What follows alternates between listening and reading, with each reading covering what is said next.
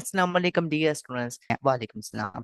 अच्छा बेटा, अब ना पार्ट को जो है ना लास्ट टू पार्ट, इनमें से 10 एमसीक्यू हो जाएंगे। इनमें ना बेशक इसमें ना आपके ना आइकन के हवाले से, इमेजेस के हवाले से आपको ना एमसीक्यू हो जाएंगे, उनको आपने सॉल्व करना है। हम ना थोड़ा सा ना इसके हवाले से हाउ ना ले लेते हैं कि किस तरह से इमेजेस के हमारे पास एमसीक्यू हो जाएंगे, उनको हमने जो है सॉल्व करना है। यानी कि आपको ना पता होना चाहिए कि जो इमेजेस के एमसीक्यूज आपको आएंगे वो किस तरह के होंगे।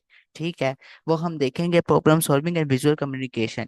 इसमें क्या होता है कि एमसीक्यूज ऐसे होते हैं कि इमेजेस में आते हैं जिनके अंदर जो है एक मैसेज कन्वे हो रहा होता है। उस मैसेज को हमने फाइंड करना होता है, उसको उस ऑप्शन में जो उसका आंसर दिया होता है, तो वो हमने करेक्ट ऑप्शन पर टिक लगाना होता है। वो तब भी होगा जब वो थोड़ी बहुत हाव ना होगी इमेजेस के वजह से। ठीक है, वो हम थोड़ी सी हाव ना लेंगे इसमें। इसके बाद हमारे पास पार्ट 4, हमारे पास एक problem solving and visual communication है। उसके बाद हमारा कंटेम्प्रेरी एंड इमर्जिंग प्रैक्टिसेस है। हमने design design history and context को भी पढ़ लिया है, विजुअल आर्ट्स एंड टेक्निक्स को भी। इसके अलावा डिजाइन फंडामेंटल एंड थ्योरी को भी। जो पहले दो पार्ट है वो बहुत ज्यादा इंपॉर्टेंट है, उनमें से 30 एमसीक्यू जाएंगे, तीसरे पार्ट में से 20 एमसीक्यू जाएंगे। इसके अलावा बेटा आपके जो लास्ट टू पार्ट है इनमें से 10 एमसीक्यू जाएंगे। आज हम जो है पार्ट 4 का ना पहला टॉपिक करते हैं।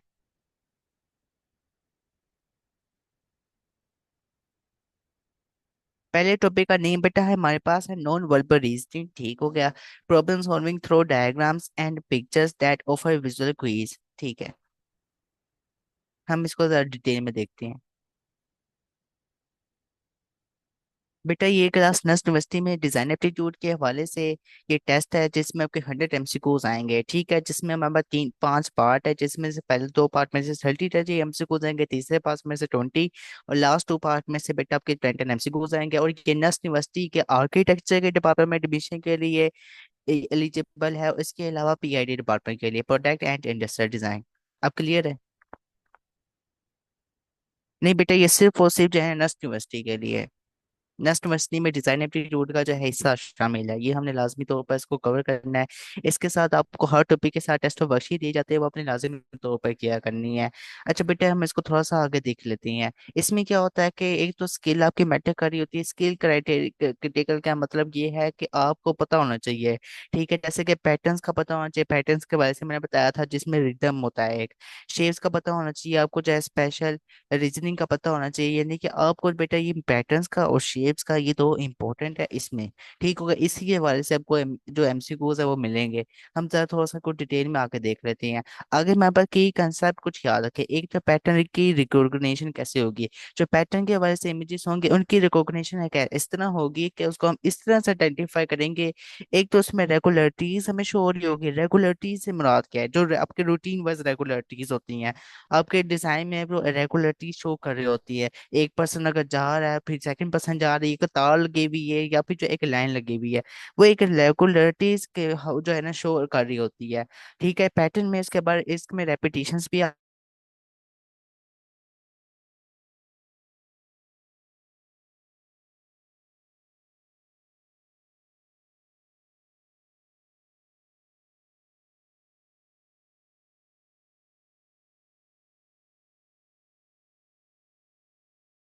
सिस आ रहा है, सीक्वेंसेस और इन शेप्स आ रहा है, इसके अलावा लाइंस और डिजाइन आ रहे हैं। अच्छा बेटा, इसके बाद हमारे पास एनालॉजीज इन शेप्स को हम देख लेते हैं कि drawing relationship between two shapes to determine how another pair relates. अब जो है दो तरह की आपको जो है इमेजेस आ जाएंगी, दो तरह की शेप आ जाएंगी, और उनके दरमियान रिलेशन बताना होगा आपने। यानी कि कुछ सिमिलरिटी होगी, वो जो है ना ऑप्शन में दी होगी कि इनमें आया ये सिमिलरिटी है, आया ये सिमिलरिटी है, ये सिमिलरिटी है। उसकी वजह से आपको एमसीक्यूज आ सकते हैं। ओड वन आउट के वजह से बेटर रिकॉग्नाइजिंग होगा कि the element in a group that does not conform to the pattern. अब जो हमारे पास है ग्रुप के फॉर्मेट में इमेज आएगी, जिसके वजह से ना हमसे वो आपसे पूछेगा कि जो कंफर्म नहीं होंगे, एक पैटर्न के फॉर्मेट में नहीं होंगे, एक ग्रुप के फॉर्मेट में होंगे लेकिन पैटर्न के फॉर्मेट नहीं होंगे। इस तरह के आपको ना एक पिक्चर्स आ सकती हैं, इस एमसीक्यूज आ सकते हैं। इसके अलावा mirror images and symmetry. Mirror images symmetry के बारे से इसके सिंपल एग्जांपल वो हमने पहले देखी हुई है। उसमें एक जो है, एक जो हमारे पास एक खिलौना है, ठीक है, या एक स्टूल है, ठीक है, एक बेंच है, दो पर्सन बैठे हुए हैं, उसमें जो है वो एक बैलेंस नहीं होता। वो हमारे पास किस में आएगा? एसिमेट्री में आएगा। और जो बैलेंस जो है हो जाते हैं तो वो हमारे पास सिमेट्री में आता है। अब एक चीज आपने याद रखनी है कि किसी भी के साथ अगर सिमेट्री है तो उसका मतलब इक्वल होना, इसका मतलब इक्वल होना, बैलेंस होना। इसके अलावा अब इसके साथ जब भी ए लगा दे रहा है ना, किसी के साथ ए लगा देते आसिमेट्री, इसका मतलब क्या होता है कि नहीं, ठीक है, वो चीज नहीं है। तो आपने ये याद रखना है। इसके अलावा इसमें अंडरस्टैंडिंग होनी चाहिए रिफ्लेक्शंस की, रोटेशंस की, बिल्कुल रोटेशंस के हवाले से बिल्कुल एग्जांपल भी इसमें वैलिड होगी। उसके बाद बेटा सिमेट्रिकल अलाइनमेंट्स हमारे पास आ रही हैं।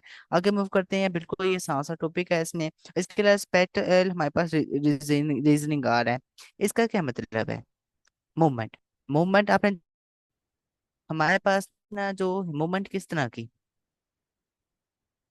इस तरह की मूवमेंट, ये हमारे पास जो है एक सर्कल में अगर कोई चीज मूव कर रही है, अगर ये सर्कल में जाता चला जा रहा है, तो ये हमारे पास जो स्पाइरल जी की जो है ना ये शेप बन रही है। तो इस तरह की कुछ आपके साथ शेप्स आएगी। फिट टुगेदर ठीक हो गया, मूव ठीक है, और चेंज इन अ स्पेस ठीक है। इस तरह से कुछ आपको एमसीक्यूज आएंगे इसके हवाले से। इसके अलावा सीरीज कंप्लीशन के हवाले से बेटा प्रिडिक्टिंग द नेक्स्ट शेप ठीक है, और figure in a logical sequence, कुछ लॉजिकली आपको जो एमसीक्यूज आएंगे, लॉजिकली इनका अपने जो है आंसर बताना होगा। एम्बेडेड फिगर्स, एम्बेडेड का मतलब ये होता है कि आपने ना हाइड कर दिया किसी चीज को, कि इमेजेस ऐसी आएंगी कि जिसमें ना कुछ एलिमेंट्स होंगे वो हाइड होंगे। वो आपसे पूछ रहा होगा कि इसमें कौन सा एम्बिट है, मीन के हाइड है, ठीक है। कोई टेक्स्ट आपका हाइड हो सकता है, या एम्बिट हो सकता है, या लॉक हो जाए, ठीक है। इस तरह से हमारे पास जो है एम्बेडेड फिगर्स होती हैं कि स्पॉटिंग का स्मॉलर शेप ठीक है, और figure hidden with in a large more complex design. एक बड़े ही कम्प्लेक्स डिजाइन में कुछ चीजें होती हैं, कुछ टेक्स्ट ऐसे होते हैं, कुछ इमेजेस ऐसी होती हैं कि वो हिडन होती हैं, उनको अपने आइडेंटिफाई करके जो है ना बताना होगा, ठीक है। इस तरह के भी कुछ आपको एमसीक्यूज आएंगे। आगे मूव करते हैं, प्रॉब्लम टाइप्स हम देख लेते हैं एग्जांपल के साथ। जैसे कि एक पैटर्न रिकॉग्निशन के हवाले से इसका क्वेश्चन है कि which shape comes next to in the sequence, ठीक है। वो कह रहा है कि which shape comes next in the sequence, circle, square, triangle, circle, square. अब बेटा पता है कि सर्कल, स्क्वायर, ट्रायंगल पहले तो एक पैटर्न बना हुआ है, उसके बाद दोबारा पैटर्न बना है सर्कल, स्क्वायर, फिर क्या आएगा ट्रायंगल। तो इसका आंसर हुआ ट्रायंगल। इसी तरह से सिंपल सिंपल एमसीक्यू आपको आ सकती हैं कि ये एक सीक्वेंस में आ रहा है। अब पैटर्न के हवाले से हमने देखा था कि ये एक सीक्वेंस में होता है, ये वैलिड कर रहा है ना, बिल्कुल बिल्कुल वैलिड कर रहा है। इसी तरह से आपको एमसीक्यू हो जाएंगे बिल्कुल सिंपल सिंपल।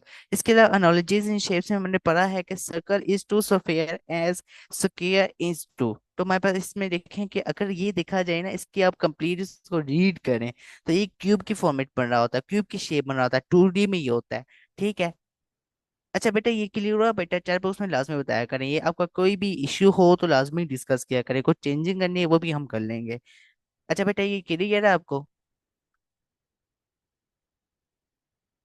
आगे मेरे पास ओड वन आउट के बारे से को देख लेते हैं कि identify the shape that does not belong, ठीक है। जैसे कि अगर हम देखें कि जो बिलोंग ना करे, डज नॉट बिलोंग, जो शेप से बिलोंग ना करे। अच्छा सर्कल बताएं, ये हमारे पास जो शेप होती है ओवल, स्क्वायर, सफेयर, इसमें जो स्क्वायर है ना, जो स्क्वायर है वो all others have curved edges, तो यहाँ पे हमारे पास सारों के जो है वो कर्व्ड एजेस हैं, ठीक है। इसमें हमारे पे बेटा ये सारे के सारे जो है कर्व्ड एजेस हैं, इसमें स्क्वायर जो है रॉन्ग हुआ है, यानी कि इसका जो है ना यहाँ पर ये इसका गलत आंसर लगा हुआ है। इसमें सारे के सारे कर्व्ड एजेस हैं, सारे के सारे जो है वो सर्कल हैं, ठीक हो गया। ये अपनी याद रख लेना है। सिमेट्री एंड रिफ्लेक्शंस के वजह से हम देख लेते हैं कि which option shows the correct mirror images of the given figure, diagram provided. अच्छा जी, बेस्ड ऑन सिमेट्री रूल्स, कोई ऐसी एक आपको डायग्राम दी होगी, यहाँ पर जो है एक यहाँ पर बेंच बना होगा, और यहाँ पर 2% जो है यहाँ पे बैठे होंगे। उसके अलावा यहाँ पर उन्होंने जो एक इसको बैलेंस किया होगा, 1% इधर होगा, 1% इधर होगा, उनको बैलेंस किया होगा,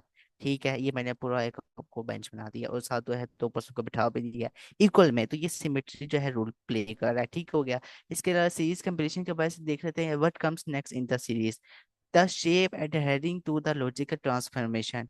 तो इसके हवाले से एक सीक्वेंस में जो चीज आई होगी वो आपके पास सही होगी, ठीक हो गया। नेक्स्ट मूव कर जाते हैं।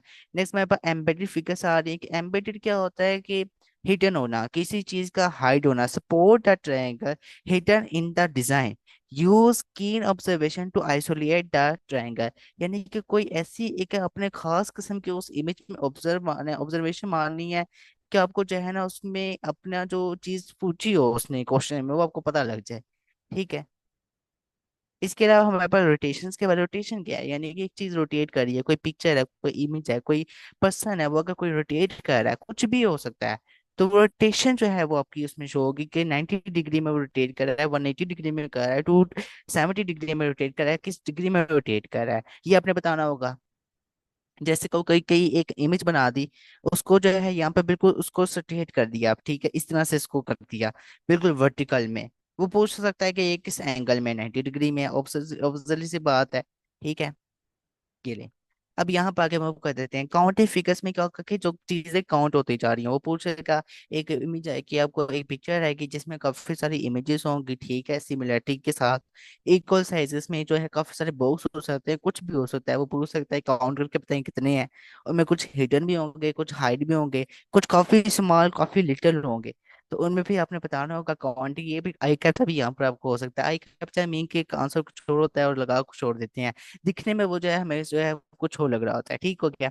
इसके अलावा पेपर फोल्डिंग हमारे पास आती है। पेपर फोल्ड में क्या है कि what will be the paper look like when unfolded. Paper folding के हवाले से कुछ पेपर फोल्डिंग के हवाले से एमसीक्यूज आपको आ जाएंगे, वो भी अपने सॉल्व करने होंगे। इसके अलावा पर्सपेक्टिव व्यूज के हवाले से, पर्सपेक्टिव व्यूज के हवाले से ये इंपॉर्टेंट टॉपिक है, सारा मैंने को बताया हुआ है।